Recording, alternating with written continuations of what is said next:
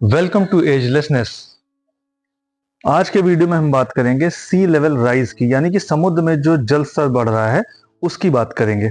ये जो सी level rise हो रहा है, ये आखिर क्यों हो रहा है, इसके क्या कॉजेज हैं, साथ ही साथ इसकी स्पीड क्या है, ये कितनी तेजी से हो रहा है दुनिया भर में, और इससे इस सी लेवल राइज की वजह से कौन से ऐसे एरिया हैं जो सबसे ज्यादा जिन पर इम्पैक्ट होगा। उसके अलावा इसको रोकने के लिए या इसको कम करने के लिए हम क्या कर सकते हैं या क्या कर रहे हैं, इन सब पर बात करेंगे। ये जो सी लेवल राइज है, ये हम सब के लिए बहुत ही ज़्यादा अलार्मिंग है और साथ ही साथ हम सब के लिए बहुत ज़्यादा इंपॉर्टेंट टॉपिक भी है। ये सी लेवल राइज जो है, ये टॉपिक ये कई अलग अलग सब्जेक्ट्स में ओवरलैप सा करता है। ये ज्योग्राफी का भी पार्ट हो सकता है, इसको आप एनवायरनमेंट का पार्ट मान सकते हैं, क्लाइमेट चेंज में। साथ ही साथ ये डिजास्टर मैनेजमेंट का भी एक पार्ट है। यूनाइटेड नेशन जनरल असेंबली के जो प्रेसिडेंट हैं इस वक्त, फिलेमन यांग, उन्होंने एक हाई लेवल मीटिंग में, जिसमें कि बहुत ढेर सारे सेशंस हो रहे थे और पैनल डिस्कशंस हो रहे थे, उसमें कहा कि सिचुएशन बहुत ही ज़्यादा क्रिटिकल है। उन्होंने ये भी कहा कि ऐसा अनुमान है कि 2020 से 2030 के बीच में, यानी कि इन 30 सालों में सी लेवल राइज लगभग 20 सेंटीमीटर के आसपास होगा, और इसकी वजह से लगभग 1.2 बिलियन लोगों को अपनी जगह से विस्थापित होना पड़ सकता है। और ऐसे लोग जो फ्रंट लाइन पर हैं, उनको सी लेवल राइज से बहुत ज्यादा दिक्कतें हो सकती हैं। सबसे ज्यादा प्रभावित उन्हीं को करेगा, और इसके कई तरह के दुष्परिणाम हो सकते हैं। जैसे आजीविका जो उनकी है, उस पर नुकसान हो सकता है, उस पर नेगेटिव असर हो सकता है। जो आसपास बस्तियां हैं, जो सेटलमेंट्स हैं, उनको नुकसान इससे हो सकता है। और साथ ही साथ जो क्रिटिकल इंफ्रास्ट्रक्चर है, जैसे मान लिया न्यूक्लियर प्लांट है आसपास कोई, या कोई और दूसरे तरह का कोई प्लांट है, उस पर भी खराब असर पड़ सकता है। और इसका सबसे बुरा दुष्परिणाम तो ये होगा कि मान लिया कोई आइलैंड है और सी लेवल इतना बढ़ गया कि वो पूरा आइलैंड ही डूबने लग गया, या इतनी कम जगह बची जहां पर वो पूरी जनसंख्या नहीं रह सकती, तो पूरे जो वहां की पॉपुलेशन है उसको एक जगह से दूसरी जगह विस्थापित करना पड़ सकता है। इसकी वजह से ये एक बहुत मेजर चैलेंज हो जाएगा। और इन आइलैंड्स के अलावा जैसे कोस्टल रीजन्स हैं, बहुत से ऐसे कोस्टल रीजन्स हैं जो डूब सकते हैं ये सी लेवल राइज की वजह से। और ऐसे इलाकों पर घनी आबादी भी हो सकती है, बहुत ही डेंस पॉपुलेशन हो सकती है, और इसकी वजह से अगर सी लेवल राइज होता है तो उस पॉपुलेशन को भी डिस्प्लेस करना पड़ सकता है। अभी आप देख ही रहे होंगे कि दुनिया भर में बहुत ढेर सारे डिस्प्यूट्स चल रहे हैं, जिसकी वजह से रिफ्यूजी वाली प्रॉब्लम बहुत ज़्यादा बढ़ी हुई है।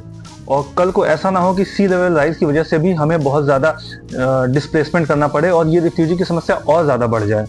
अभी हाल ही में United nation secretary general Antonio Guterres ने भी कहा था कि जो ये ओशन है वो ओवरफ्लो कर रहे हैं। अगर हम बात करें ये जो सी लेवल राइज है, ये आखिर हो क्यों रहा है, तो इसका सबसे बड़ा रीजन है ग्लोबल वार्मिंग।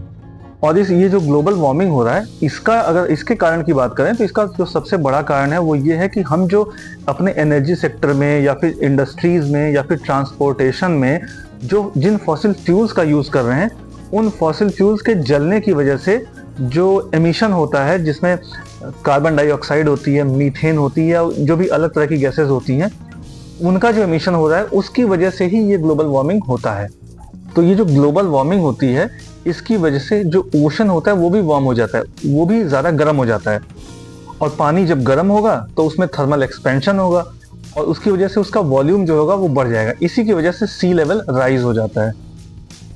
अब ये ग्लोबल वार्मिंग की वजह से एक और चीज़ ये होती है कि जो आइस शीट्स हैं पोल्स के आसपास, वो मेल्ट होने लगती हैं। आपने देखा होगा कि आर्कटिक और एंटार्क्टिक रीजन में बहुत ज़्यादा बर्फ जमी होती है समुद्र के ऊपर, तो वही जो है पिघलने लगती है। जब वो पिघलेगी तो जाहिर सी बात है वो पानी बनेगी, तो उसकी वजह से भी सी लेवल बढ़ता है। अब ये ग्लोबल वार्मिंग की वजह से एक और चीज़ ये होगी कि जो माउंटेन के ऊपर ग्लेशियर्स हैं, वो बहुत ही तेज़ी से हीट होंगे और पिघलने लगेंगे। अब ये जो ग्लेशियर्स हैं, इनका पिघलना और वापस जमना ये एक प्रोसेस है, ये होता रहता है, इसमें नहीं प्रॉब्लम है। इसकी स्पीड बढ़ जाए अगर और तेजी से ये पिघलने लगे, वो एक इश्यू होता है। जब वो तेजी से पिघलेगा तो वो पानी नदियों के द्वारा वापस आ जाएगा समुद्र में, जिसकी वजह से सी लेवल बढ़ जाएगा। सी लेवल बढ़ने का एक और बहुत बड़ा रीजन ये है कि जो लैंड वाटर स्टोरेज है, उसको जब हम पंप करके निकालते हैं और वापस ना जाए वो, फिर यानी कि उसको हम रिचार्ज ना करें, तो वो पानी क्या होगा, ड्रेनेज के द्वारा वापस समुद्र में आ जाएगा, और समुद्र में आने की वजह से सी लेवल राइज में वो भी एक इम्पॉर्टेंट रोल प्ले करता है। ये सी लेवल राइज के पेस की अगर हम बात करें तो 20वीं सेंचुरी के बाद से इसके स्पीड में काफी तेजी आई है, और ये जो पेस बढ़ा है, ये पिछले 3000 सालों में इतना तेजी से कभी नहीं बढ़ा था।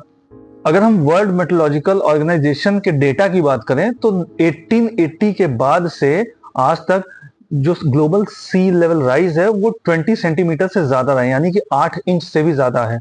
और अगर हम बात पिछले साल की करें यानी 2023 की करें तो ग्लोबल मीन सी लेवल जो था, यानी कि जो ग्लोबल एवरेज सी लेवल था, वो अपने रिकॉर्ड हाइट पर था।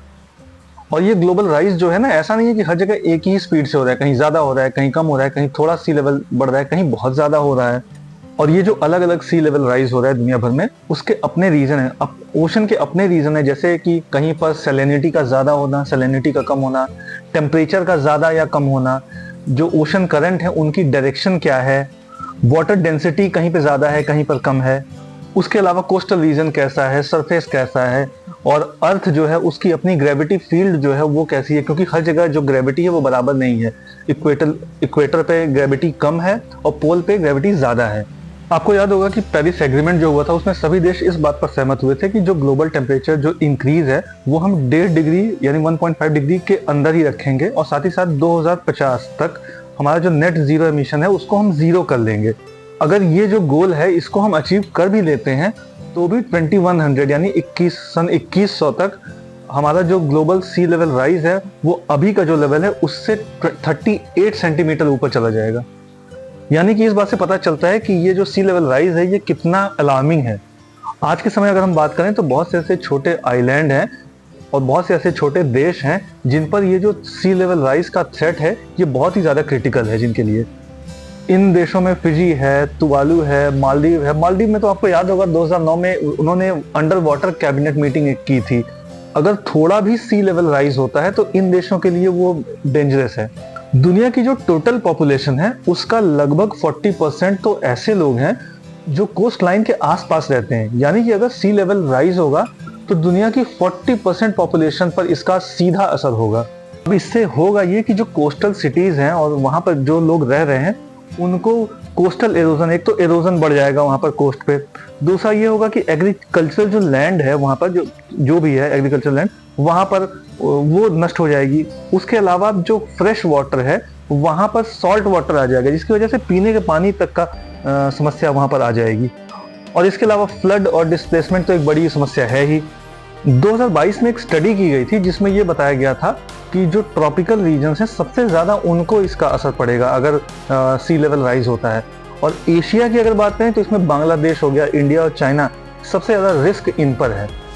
कोस्टल सिटीज़ की अगर बात करें तो बहुत से ऐसे हैं जो मेगा सिटीज़ हैं और अगर वो खतरे में आएंगे तो इसके बहुत ही सीरियस इम्पैक्ट्स होंगे, क्योंकि अगर वो खतरे में आएंगे तो एक बड़ी पॉपुलेशन पर असर पड़ेगा, साथ ही साथ इकोनॉमी को भी बहुत बुरा असर पड़ेगा।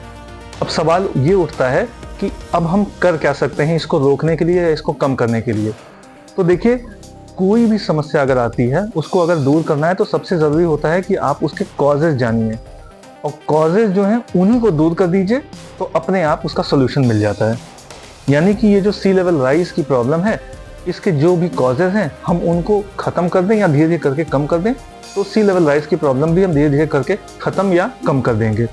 तो इनके सबसे बड़े जो कॉज था वो हमने देखा था ग्लोबल वार्मिंग था। यानी कि ग्लोबल वार्मिंग को अगर हम रोकने की कोशिश करें तो सी लेवल राइज भी ऑटोमेटिकली रुकेगा।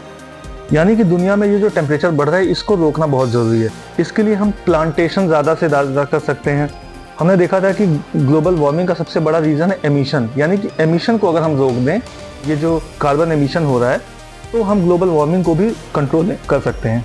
साथ ही साथ ये जो ग्राउंड वाटर का जो इशू था जिसमें ग्राउंड वाटर को पंप करके हम निकालते, उनका यूज़ कम करना होगा। और उसके अलावा ग्राउंड वाटर रिचार्ज बहुत ज़रूरी है। अच्छा, बहुत से ऐसे कंट्रीज़ हैं जो इस सी लेवल राइज के लिए काफ़ी ज़्यादा प्रोन है, वो अलग अलग तरह के इनिशिएटिव्स ले रहे हैं।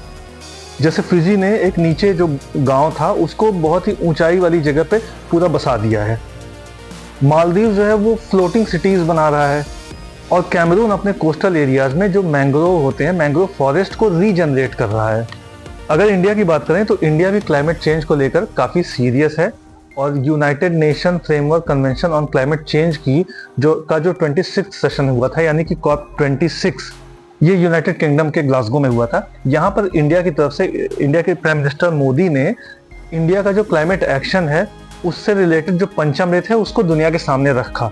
इसमें इंडिया ने अपने लिए 5 गोल सेट किए हैं, जिसमें पहला ये है कि 2030 तक India 500 gigawatt non fossil energy की कैपेसिटी को रीच करेगा। दूसरा पॉइंट इसमें यह है कि 2030 तक इंडिया की जितनी भी एनर्जी रिक्वायरमेंट होगी उसका 50% इंडिया रीन्यूएबल एनर्जी के थ्रू पूरा करेगा। इसमें तीसरा गोल ये है कि 2030 तक इंडिया अपने कार्बन एमिशन में 1 बिलियन टन की कमी लेकर आएगा।